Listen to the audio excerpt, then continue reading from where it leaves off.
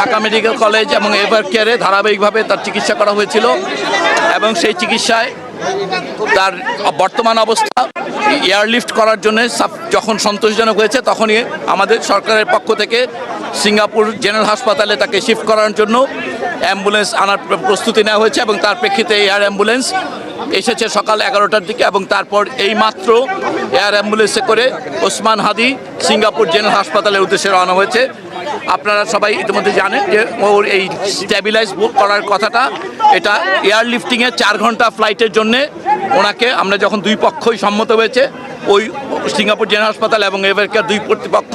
যখন সন্তুষ্ট হয়েছেন যে উনি 4 ঘন্টা ফ্লাইট করার জন্য উপযোগী, তৎক্ষণাৎ আমরা ওনাকে আসলে শিফট করিয়েছি। এখন আপনারা সবাই দোয়া করবেন। আমরা বলতে চাই যে ওনার আঘাত সম্পর্কে আপনারা ইতিমধ্যে অনেকবার শুনেছেন। ওনার গুলিবিদ্ধ যে মস্তিষ্ক সেটা ছাড়া বাকি অর্গানগুলো আল্লাহর রহমতে বলা যেতে পারে কিডনি, হার্ট এবং